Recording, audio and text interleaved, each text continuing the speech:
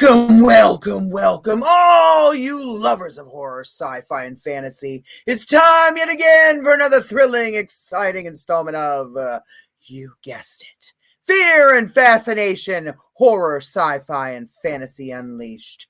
Coming at you live every Saturday night at 4 p.m. Pacific Time. That's 7 p.m. Eastern Time, right here on Get Real Global TV and Get Real Global Radio, KGRL. You can watch us live on our YouTube channel, Get Real Global TV. We are also Get Real Global TV on Twitch and TikTok. And you can check us out on our Linktree page to see all of our social media and website links. Just type in at Jennifer DeVoe Muse. That's JenniferDevoemuse. And you can check out our radio station, Get Real Global Radio, KGRL on Spreaker. We're also syndicated on iHeartRadio, Spotify, YouTube Music, TuneIn, Amazon Music, Audible, Apple Podcasts, plus pretty much everywhere else you can watch or listen to podcasts. And we're distributed by Sony Music Entertainment, Sony Music Publishing, The Orchard by Sony, and 50/50 Global Music Incorporated. I'm your hostess with the mostest, Jennifer DeVoe Muse. And hello to everyone watching or listening to this broadcast around the world. Let's all say hello to the sultry songstress, Amy Bowman. Woo! Hello. What you guys doing? Not much. We've been waiting for you. I know. I was sick last week. I apologize, everybody. I was bad sick. Okay. You know, shit happens, right? You know, you can't control everything in life. That's the way I look at it. True. And do you like that? We actually had I actually used the fucking teleprompter this time. The teleprompter feature. Yeah? I can't see it on my end, but cool. No, that's the whole point. Nobody can see it but me. Oh. Pretty badass, huh? Yeah. Shout out to our other co-hosts out there somewhere in the universe. Now, the Mac Daddy of Metal, Shyler Staver, has been abducted by one of our other part-time co-hosts, Gina Stewart, as they are off buying stuff for their upcoming nuptials. And if you don't know what that word means, it means fucking wedding. There you go. Because now you're smart. Everybody knows what nuptials means. I have to explain myself on occasion. But so they're out doing their wacky stuff, and so they'll be getting married on Halloween, which is like the perfect. Halloween. Dude, it's the perfect, the theme for this show. See. Horror, sci-fi, and fantasy. Yeah. They're getting married on Halloween. Go figure. And also shout out to my lovely daughter and ambitious woman that she is. She's fucking exhausted because she's like me. She does too much. But unlike other people, I can't be absent. I'm kind of the main host. So if I book a date, I need to fucking show up. My apologies to everyone, especially Ed Reichart from Controlling Transmission on Stench Radio for last night's technical fucking mess up. I do apologize. But he will be on the show on Wicked Entertaining next Friday with us at 8 p.m. So we're going to do a special 2-hour broadcast to make it up to him. Well, he'll be on the first hour. He can hang out with us for the second hour if he wants to also. Second hour, we're going to have the band Mal. Or Mal. How do I say it? Mal? It's Mal, right? Mal? Yeah. Mal. Okay. Make it short. Mal. Yep. But yeah. I love those dudes. They've actually played my concerts before. So really They're good fantastic. dudes. I'm glad we finally have been able to get them on the damn show. So that's good. Exactly. Yes. I know him and I talked about that quite a few times in the past. But let's see. I think we talked about all the main points right now, right? Yeah. All right. I think we've done the bantering thing. But let's bring on our main guest here. I have some really good questions for him. Thank you, Chat GPT. Wow, look at you. You did homework. Question. I have been really using that special $21 a month that I pay for Chat GPT. It better earn its way, because I swear to God, why do I pay for all this damn stuff? I added up all my business expenses. I'm like, God damn. Someday, hopefully, it'll make us money. But until then, we just like to have fun and showcase the amazing talents of all the people out there around the world, especially this young man, Mr. Carmelo Chimera. Woo! Hi. What's up? What Welcome an intro. to the show. Thank you. Happy to be here. Don't mind us. We're a tad crazy. No, I love the sing-songiness of the intro. You were really fantastic. You should be a carnival barker in another life. Actually, I was once. That does not surprise me a little bit. That's the funny thing about it. I actually was once for what do you call that? Cirque du Soleil. Oh, cool. Yeah, I got to be the carnival barker and shit. That was badass. I did that in down at, where is that? Orange County somewhere. Irvine? Maybe it was Irvine. I don't know. They had the damn Cirque du Soleil. I don't know why they thought somebody who was making popcorn and making the cotton candy should just get up there and be a fucking carnival barker. But hey, you know. I told them I was in the radio industry, and they said, well, you have the right voice for it, so here you go. Hey, I had fun. That was right? Yeah, dude, that was the best. I would do that again, wholeheartedly. I've always wanted to. I think I'd be good at that, mostly because I like the sound of my own voice, so I think I would really enjoy. Step right up. I just like being. Sorry, I didn't mean to talk over you. Go ahead. Go ahead.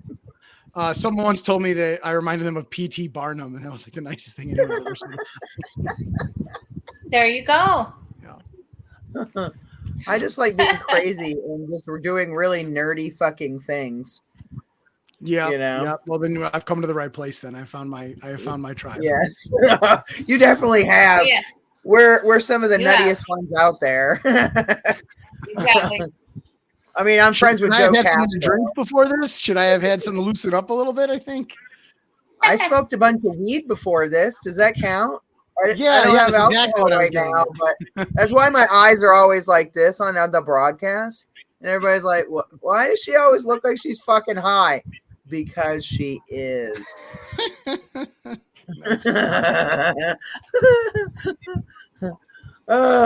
Anyway.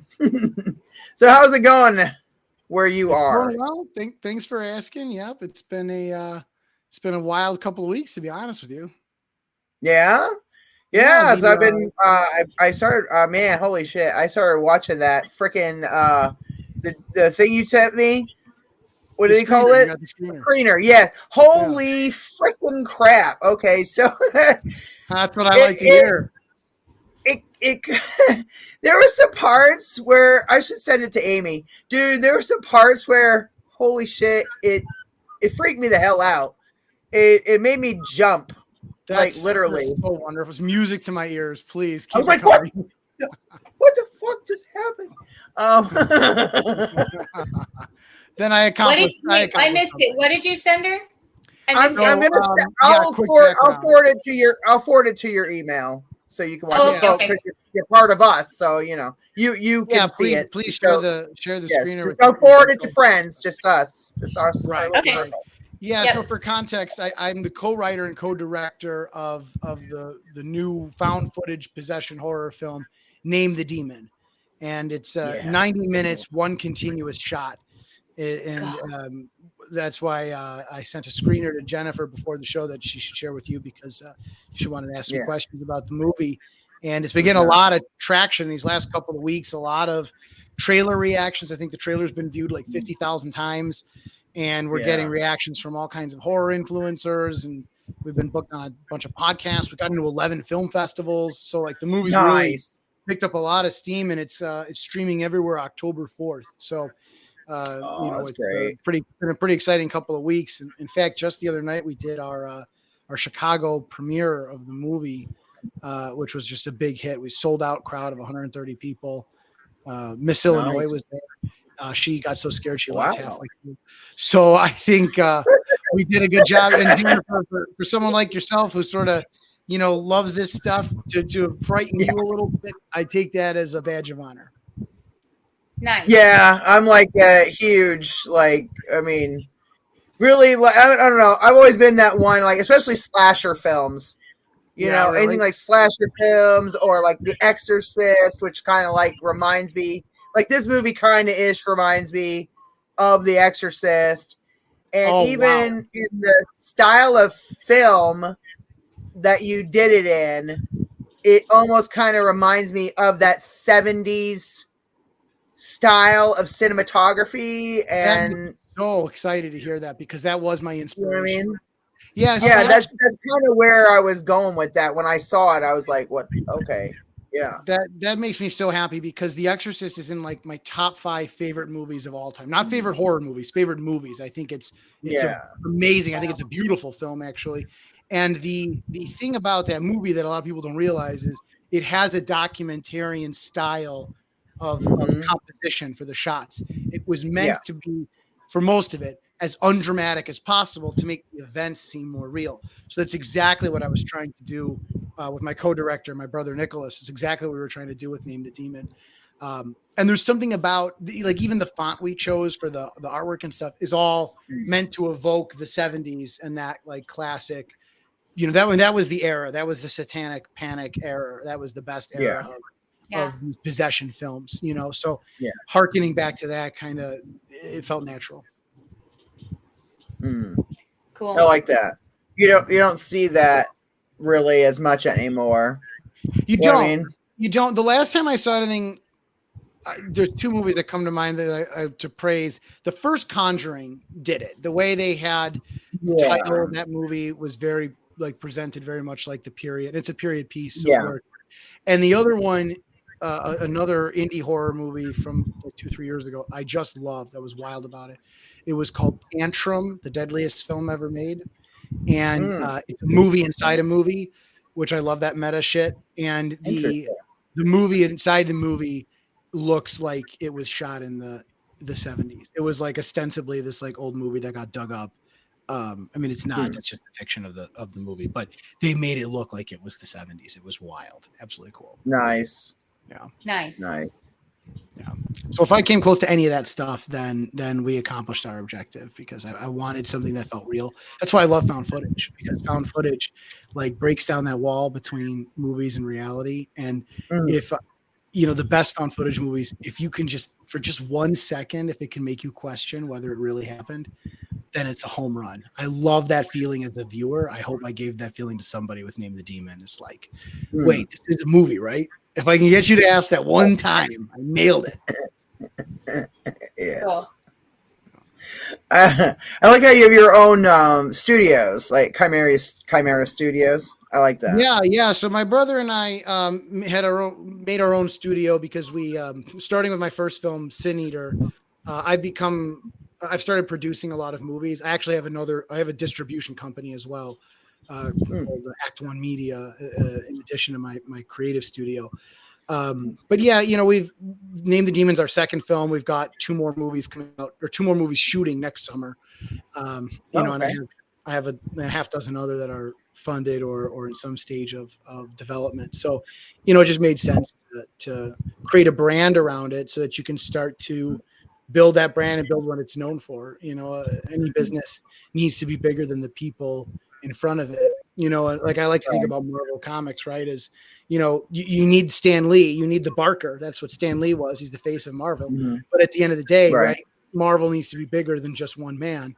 And that's why, Disney pays billions of dollars for your brand. So trying to build something that will outlive me, with right. That's good. Yeah. That's cool. Yeah, and our producing partners, the Bonin brothers, Danny and Scotty Bonin, they call themselves the Blood Brothers, and so they also have Blood Brothers Productions. So Right. this is a combined Chimera Studios Blood Brothers production, and I'll be working with them on the next film as well. Oh, nice. Yeah, I saw that at the beginning of the movie when it first introed in and it said Blood Brothers Productions, and then right after that was your little logo came in with the Chimera Studios. Right, exactly. So I thought that was really nice. Thank you. That the production value was really good too. Thank you. And how you structured everything. Yeah, a lot of people told me they thought it was more expensive to make than it was because we made it look real good. We know how to stretch those dollars. In indie films, you gotta use what you have. You can't. Of the two features I've directed, both have been on time and on budget both times, and that's because nice. I can't. Can I swear on this podcast? We're live though. Right? Yes, go right ahead. You can't fuck around. At the indie level, you don't have. People ask me if there's deleted scenes and stuff. It's like I can't afford deleted scenes. The deleted scenes just didn't make it into the script because I also wrote this film. I co-wrote it with Nicholas, and I don't shoot anything I don't need. So it's just you just don't have that luxury when you're not in the multi-million-dollar. Our first film, Sin Eater, also, which actually Sin Eater had a higher budget than this, but that movie looks super high budget because we actually filmed it on the Sony Red Dragon, which is the same camera they used for Avengers. Ooh, yeah. And so the movie looks great. And there's the score won an international competition for best film score. And there's a car accident in the movie where we straight up wrecked a car. So you watch the movie and the production value looks super, super high. And with found footage, you can get away with a lot. The lighting doesn't have to be perfect. The sound can get messed up. The problem is, right, so you've got this style that lets you do it lower budget. But the trick is now anyone can make a found footage movie. So the market is flooded with a lot of unwatchable movies that are just really hard to watch. They're too shaky, they're too dark, or there's no plot because they thought just anyone could just make it. And so even though you still want the naturalness of it, it's not. It actually it is still a really high quality camera that we just degrade the footage to look worse on purpose.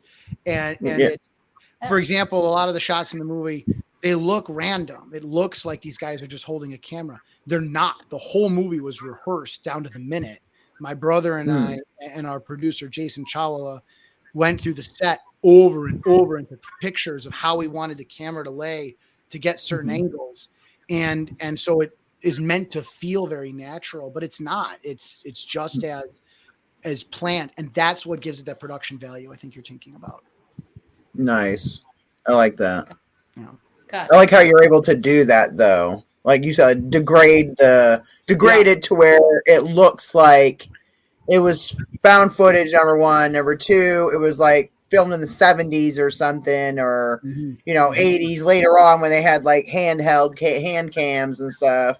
Because you see at the top the little numbers and the date and everything, Yeah, so. And we've got a great Tyler Cameron is a color grader, and Greg Lynn is our on-screen graphics guy, and they're both fantastic and very creative. And I can give them very little direction, and they know what I want. I give them general guidelines about what we're looking for, and they understand me creatively, so they're able to run with that. And it's funny you mentioned the numbers on the screen because that was really important to us.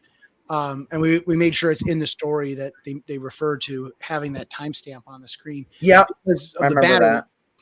And credit goes to our associate producer Jason Chawala, who he suggested to me that the battery be like the ticking time bomb. And sure enough, people have been asking about it and noticing that the movie runs until the battery dies because it's one shot. Because I didn't want the question of well, who found this footage? Who edited it together? It's so produced.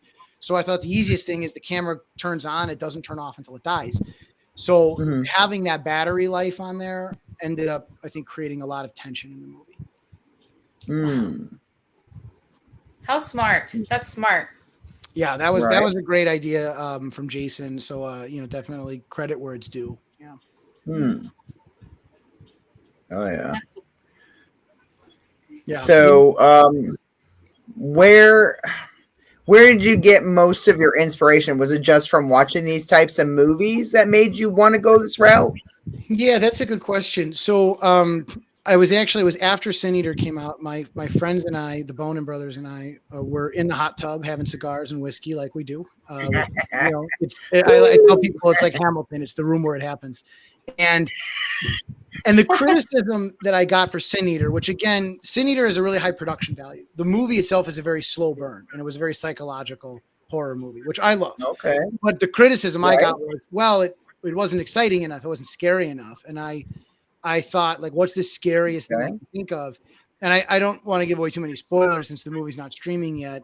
You've seen it with the screener, but so I'll keep it vague. But I thought of the ending first, and so I won't say what it is. But they said, look, we love found footage, we love possession. Why don't we do found footage possession? And it was one of those like, we should open a bar conversations, Actually, right. But then I took it seriously, and like 3 days later, I sent in the car on the way home, I was typing an outline, and then like the next day, I was like, all right, here's that script we were talking about. And I co-wrote it with my brother, who came up with some of the more colorful dialogue in the movie. It's when we shot the first scene, nailed cut. I looked at Nicholas, and he's younger than me. He's about 12 years younger than I am. And I looked at him and I said, "What is the matter with you? Like, where did you come?" Though the credit for there's one insult in the movie when she calls someone a pig fucker. That's my brother. Again, where to do. I thought it was great. He once. I thought it was great. That's a great word. It really it should be used more often in common parlance. So that was where it kind of came from. As far as the inspiration of what goes on in the movie, I love found footage and I love possession. So The Exorcist was a huge influence, and like visually, I loved like Grave Encounters is a found footage movie from recent years that was just terrifying. Butterfly Kisses is another like indie found footage horror movie that I loved, just fantastic. And so some of those inspired me, again, trying to figure out how to break down the wall between the movie and reality. And so that's where the one continuous shot came in. And that was like my next stroke of genius was like, we got to do it as one shot, because then it'll feel real and it will feel like this happened. And I think the final bit of inspiration for the whole thing, really came from when I thought about The Exorcist. I had this thought, and I was like, what if like today people just don't have any like faith in the Catholic Church anymore? It feels like, I mean, like I was raised Catholic.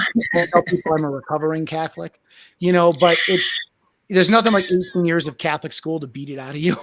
So, I was just sort of plagued with this idea. You probably know the expression, who watches the Watchmen?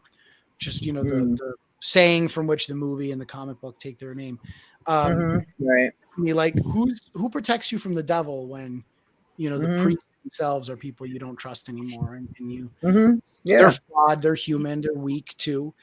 The Exorcist has Father Merrin, and he's this like light that shines through the movie and gives everybody hope, and shows up. The poster's famous because he's there. He's the Exorcist. He's the titular Exorcist. What if you didn't have him? What would happen in The Exorcist if you didn't have this hero priest to come in and save the day? Right. So that's good point. That was my inspiration.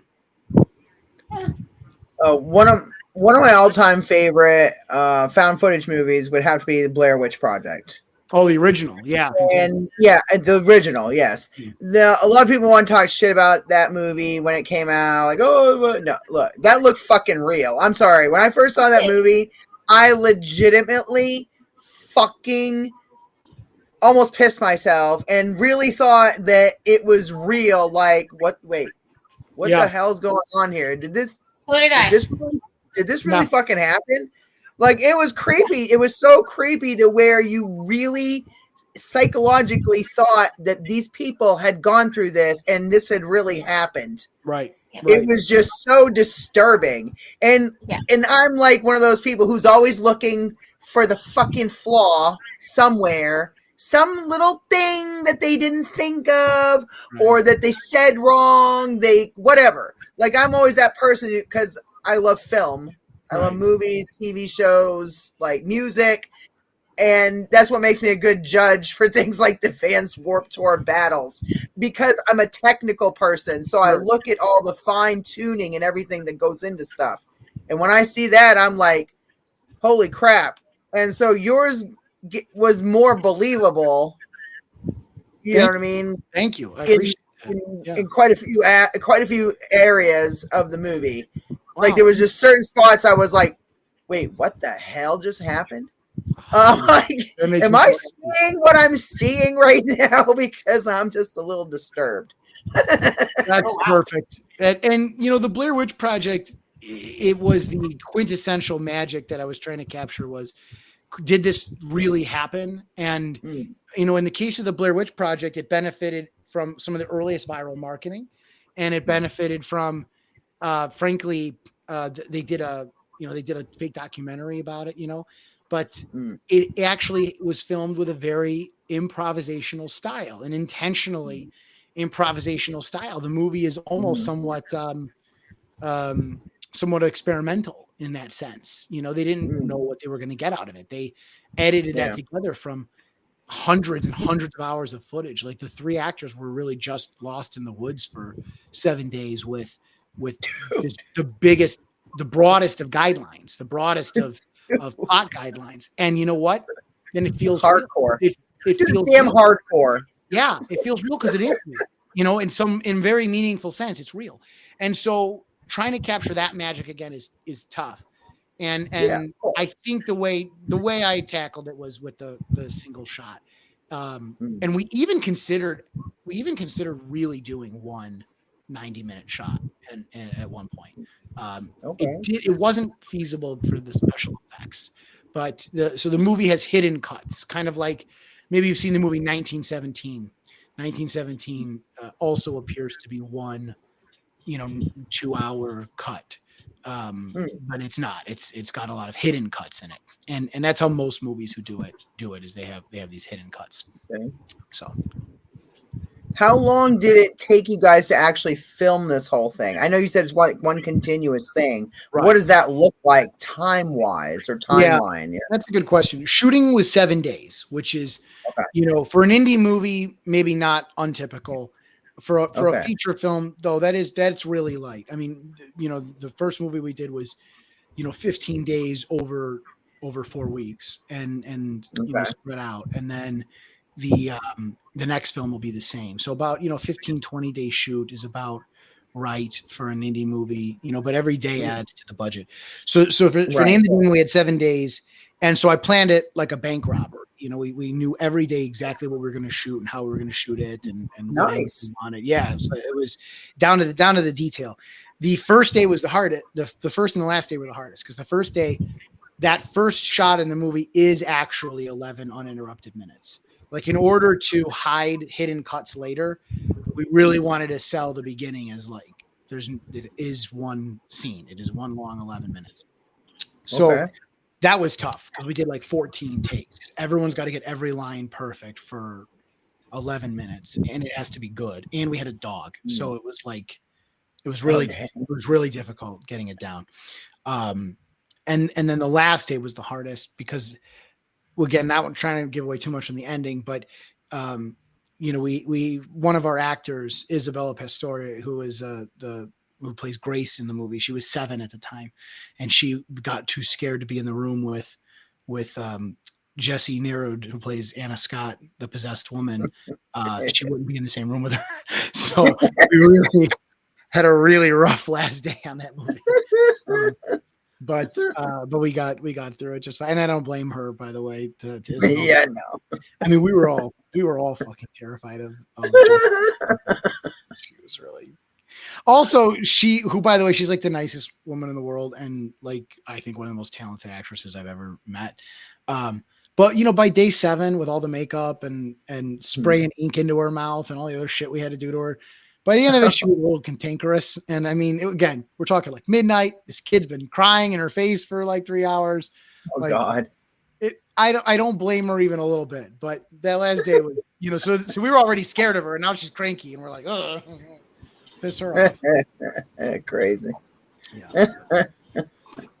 I didn't traumatize Isabel too bad though. Her mom and I are friends now and keep in touch, and she's told me that her daughter wants to come back for the sequel. So it's like, Oh, nice. I guess I didn't scar her too badly. So.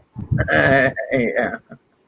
Well, as long as you explain to her, it's not real. This is a movie. We sure tried, but Jessie's a very good actress. Try telling that to a 7-year-old when this like horrible demon monster is screaming in your face. It's not an easy sell. Kids aren't stupid. Shout out to Joe Castro. Yes. Hey, Joe. I would be remiss if I didn't talk about what a key part of the movie Joe Castro is. I don't know that I'll ever do another movie again without Joe. Number one, we all, he was one of the only people in the crew who was new. Most of us knew each other from Sin Eater, and we brought Joe on because we'd heard of his reputation as an incredibly talented artist. Amazing, yeah. And he exceeded every expectation. I mean, it is impossible to overstate his contribution to the film, contribution to the cast. We all love him. Every single person involved in the movie, whenever his name comes up, we're all like, yeah, Joe, we just love him. He understands the indie film mentality. We gotta get it done. He's got the get it done grit that it takes to make movies at this level. But he's got the creativity to boot. Yeah. And we had the good fortune of putting him in as an actor as well in one of the scenes. Nice. He's a priest. He has a brief but key role that sets the whole tone for the entire movie. And we were really lucky to have him in it. So it was fun watching him act and see him being very different than his real personality. But yeah, he's just the best. I love Joe. He's awesome. I've seen that dude as a werewolf. Honestly, the werewolf is how I found him because he's awesome. I on social media somewhere. And when Danny Bonin and I were talking about who do we hire for the makeup effects, I said to him, "Have you ever heard of Joe Castro?" And he said, "I was going to ask you the same thing." Yeah. And then we got on the call with him, and I hope Joe won't mind me sharing this story because it's a good story, I think. Joe was trying to get to know us. Well, he didn't know us from Adam, right? And it didn't occur to me that he's worked on projects of all budget levels, right? Including like no budget levels. So then, we mentioned to him what it would be like, and he said something to the effect of like, well, I definitely need a place to sit down during the shooting. And I was like, that's not a problem. Why wouldn't you have a place to sit down? And then he's like, yeah, and I also need like a bathroom. And I was like, who is he shooting with that they didn't give this guy a bathroom? What movie? Did they have him out like the middle of the woods? And they were like, here's the stump. And I'm like, but then it occurred to me, probably, right? Like he's probably filmed in like the worst conditions imaginable sometimes. Yeah. Because again, at the indie film level, frankly, and there's a lot of indie movies I love, there's a lot of people who don't know what they're doing, like at all. And they don't even know how to be professional, let alone film a movie. So I can imagine Joe showing up with strangers who he doesn't know, his first time meeting us, and not knowing what to expect from us.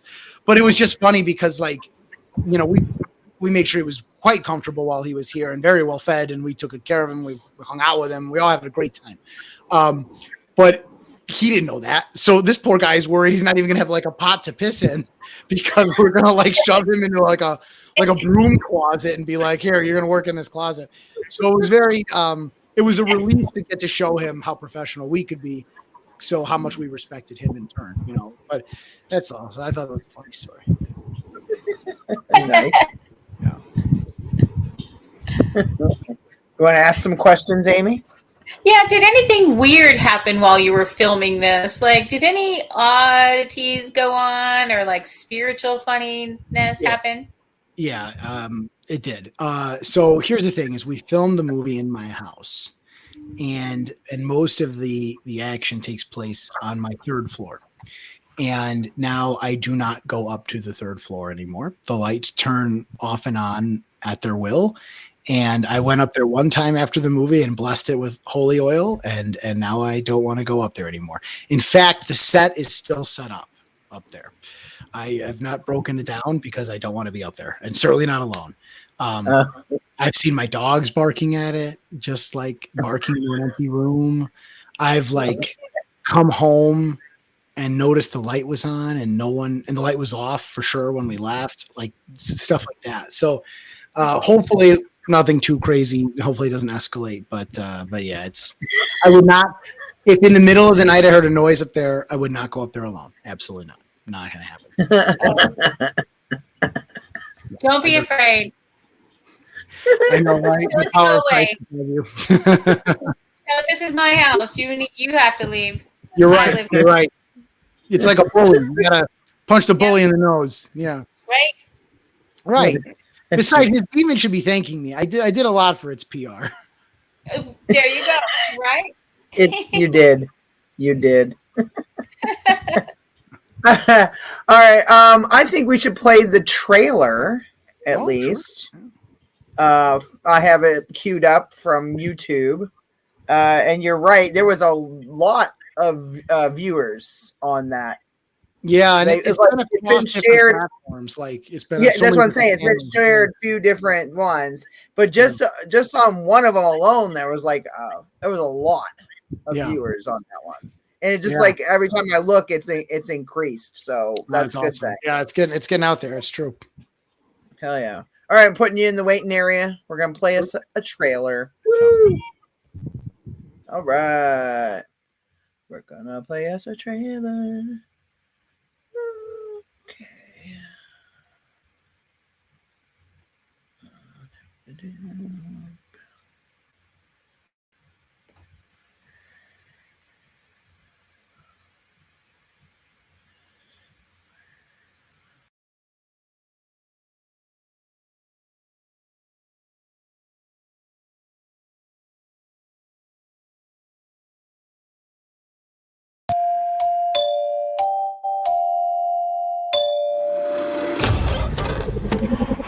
For God, forgive us, forgive this child, forgive us, we sinned against her. Please, free her. She's down here. And put the chains apart, the irons on her feet. And the demon. So much fun.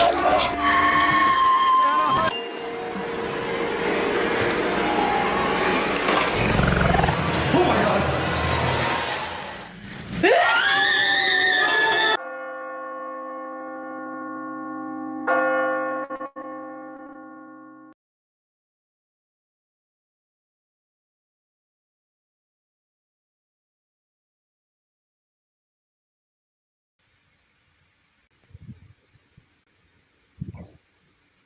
That was some creepy shit.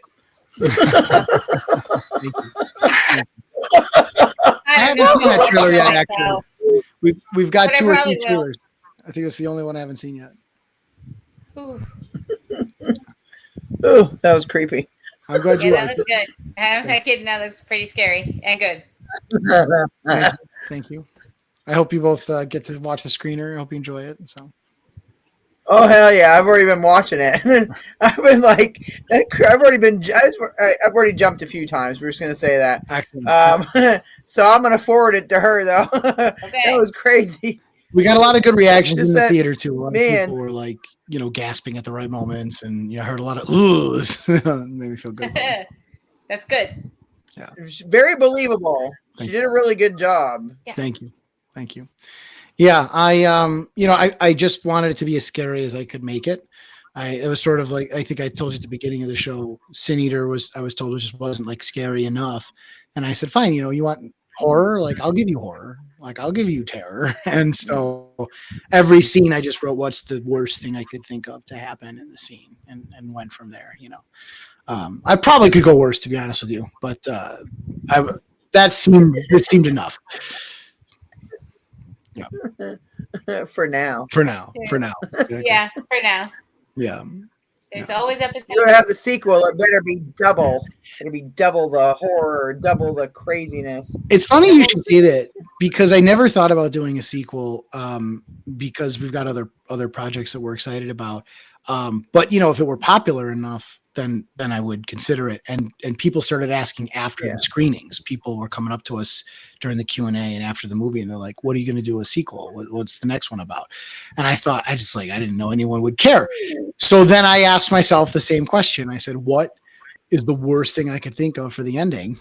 And when I got it, a whole sequel just like wrote itself in my head. And so my brother and I just like pounded out the story today, just like sitting in the pool talking. And we're like, I wonder if this could happen.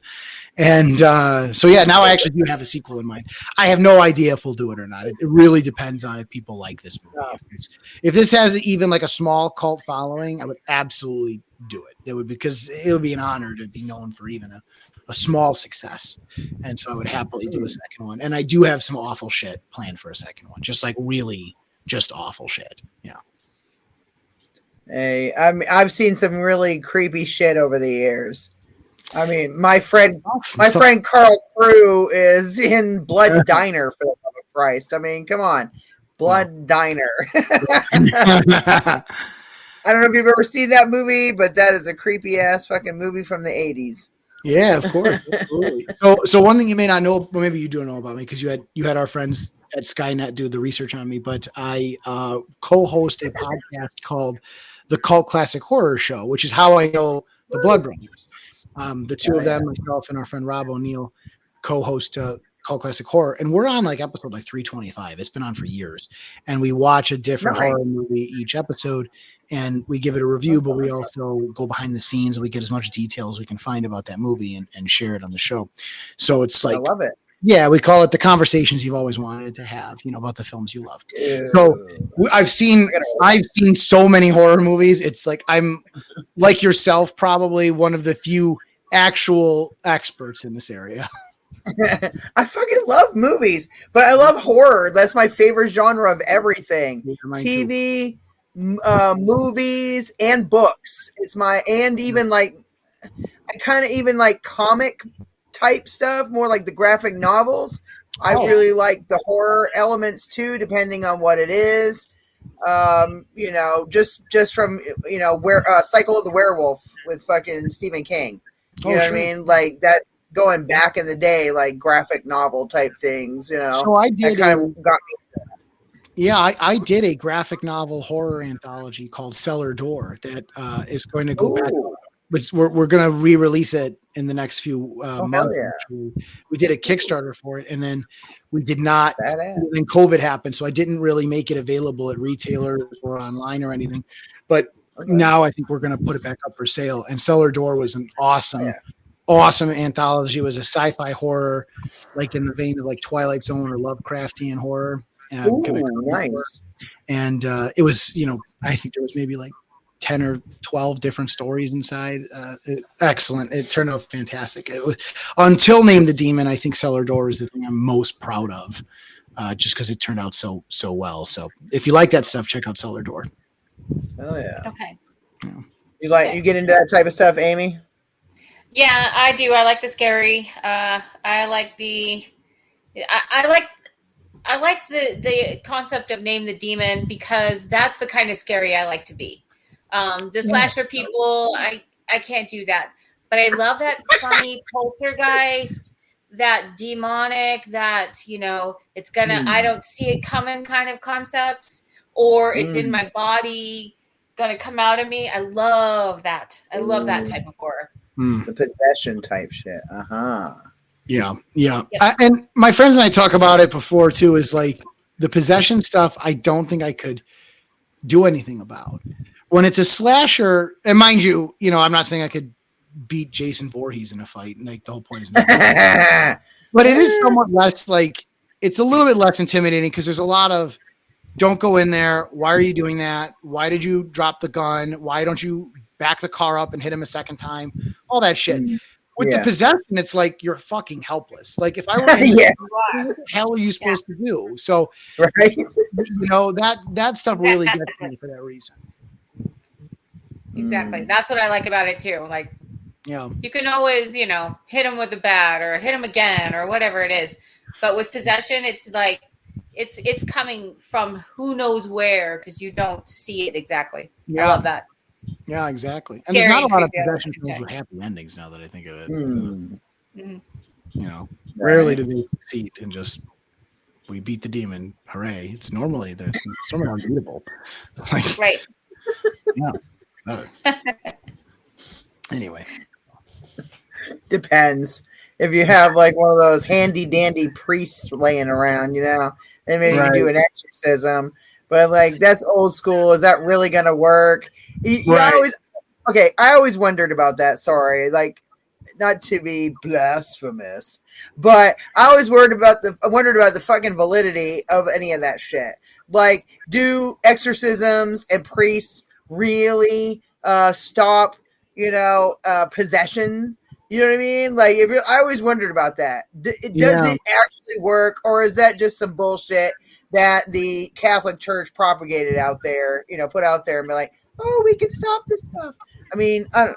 Right. Well, it's interesting is so the facts at the beginning of the movie sets the stage by explaining that there's a rise in exorcisms in the United States, and that's true. Everything I said in the beginning of the movie is true.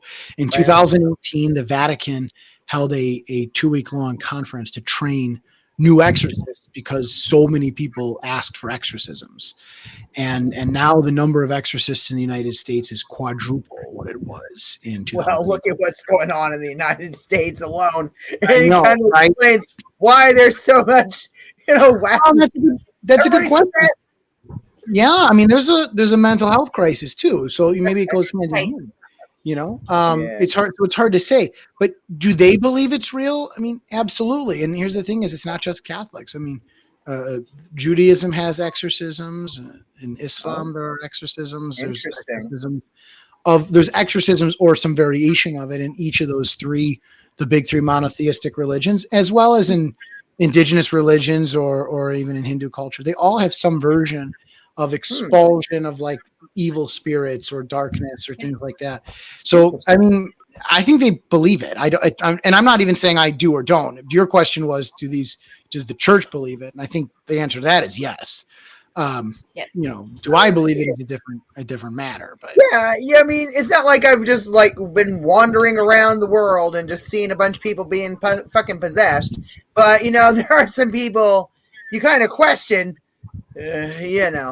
Some stuff like, is this person? I mean, right? You do. But then I'm always thinking like, okay, is this real that the Catholic Church can actually, like a priest can actually, dispel a demon from a person, like if they're being possessed.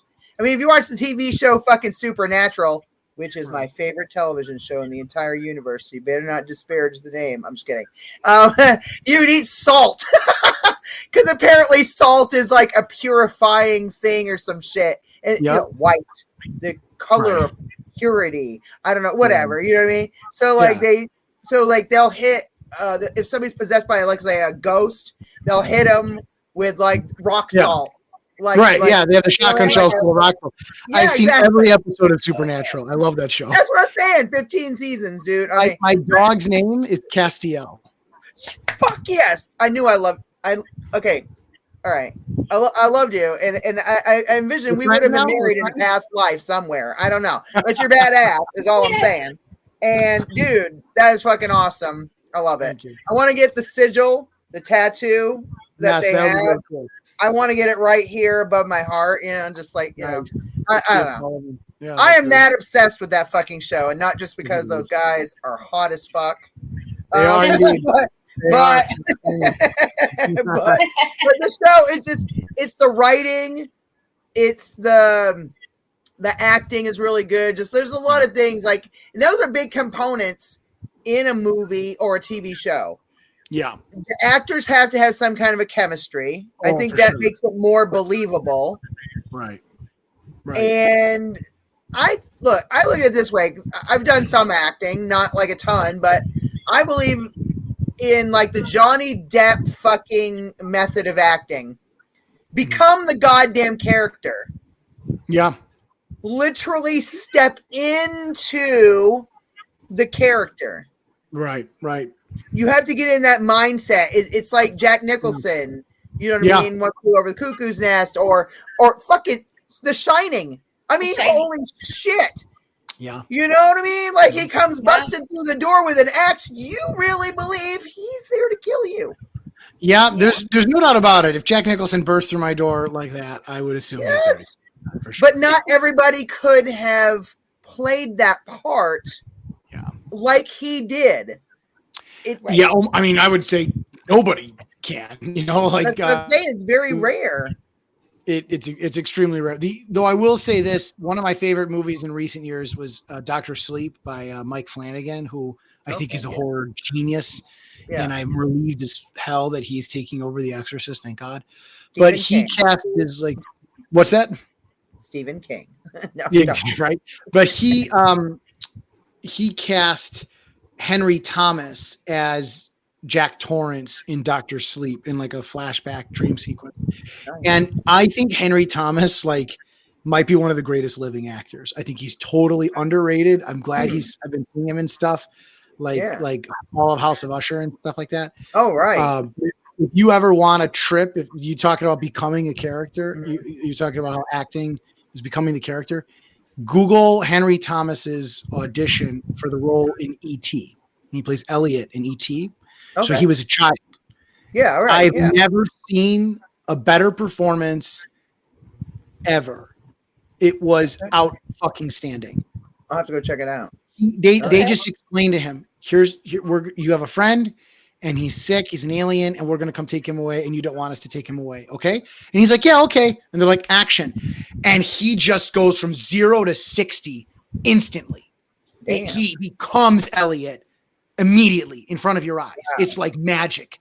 If you didn't believe in possession before, you'd believe in it here. It looks like he becomes possessed by a whole nother kid. It's incredible. That's crazy.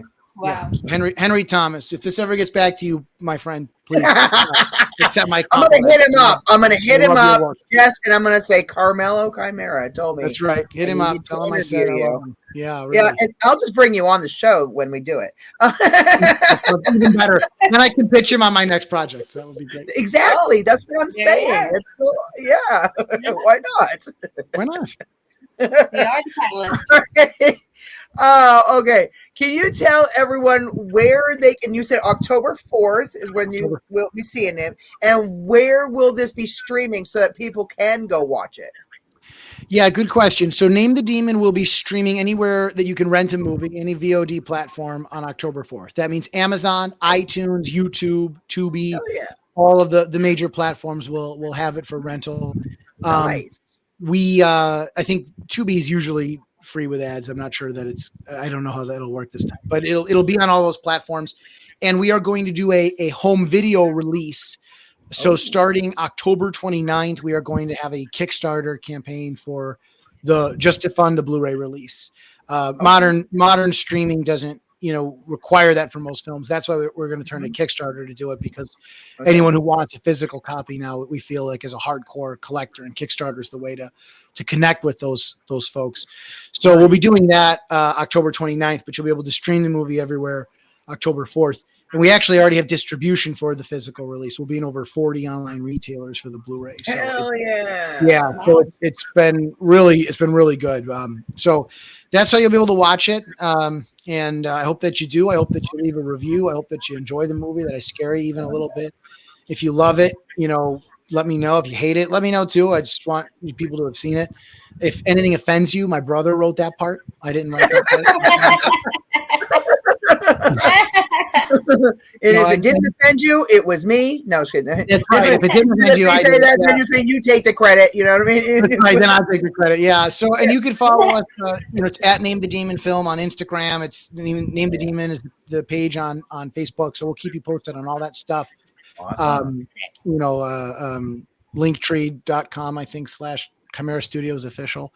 So you can follow our link tree there. I've got everything, including the Kickstarter pre-launch. So I've got some cool shit planned for the Kickstarter, because we're going to do like audio commentaries, and I've got props from the movie. I still have all the props. So, if you enjoy the movie, I've got like the nightgown that she wears in the movie that the demon wears. So I've got some cool shit like that for you. So cool. But yeah, it should be a good time. So thanks for helping. Walmart. You gonna sell it in Walmart? Yeah, the Blu-ray will be available in Walmart, Target, Amazon, Best Buy. I couldn't even name all the other, I couldn't name 40. But that's awesome. Yeah, that's really good. That's really good. Yeah, so it's exciting. It's distribution. Yeah, it is. It's very good distribution, and to anyone who's done indie films and anyone who knows Joe knows he's passionate about this. But there's a lot of predatory what they call distributors out there. They're not distributors. They're not at all. Yeah. They're a kind of a, they're not even legitimate sales agents. They set themselves up as if they're distributors, but they're really just insinuating themselves in between you and the platforms. And you can't trust most of those folks. So Joe and I have talked about that at length. We agree on that. But we're lucky. We've got great distribution on this film. We're very fortunate. Yeah, and we continue to sell territories off. You know, when you have legitimate distribution, you do it by territory. And we've sold the Latin American film rights, I think I heard. And you know, next we'll be negotiating like Russian and Indian and Chinese film rights as well. So, you know, you sell them all by territory, and then, you know, you got to have the dubs done, you got to have the subtitles done. So it's like it's worth it, but it's worth it. So, you know, also in Canada, the movie will be in Canada because we have the French dubs or the French subtitles for that. So nice, yeah, cool, that's badass.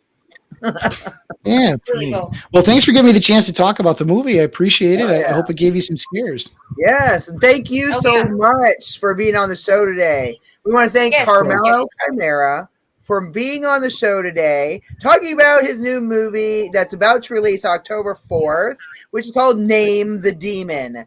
You need to go check it out because holy shit is all I'm going to say. Shit balls, like you will jump in several spots is all I'm saying. And the blood and everything is just real. Like, you really think this chick is going to come through the damn screen and like rip out your soul. I don't know. It's crazy. You. Can I put that on the back of the box? That's a great quote. Yes. I will endorse it. I will even say. I'll leave you with one last funny story. My mom came to the premiere on Thursday, and afterward I said, "So, Ma, what did you think of the movie?" And she looked at me and she said, "You made a very evil movie." Well, thank you, Ma. That's great. So yeah. So there's your review. You made an evil movie, Mom. Good job, son. Good job. Way to keep it real. All right, we've had a really great time. Thank you, everybody, for watching today. And thank you to my lovely co-hostess, Amy Bowman, the sultry songstress, as always. Shout out to the Mac Daddy of Metal out there, wherever he may be. Shout out to Samantha Bailey, my wonderful daughter, and to Gina Stewart. And hell yeah. Until next week, have a good one. Stay safe. And try to watch something that makes you jump out of your socks. Till next time. Bye. Bye. Thank you.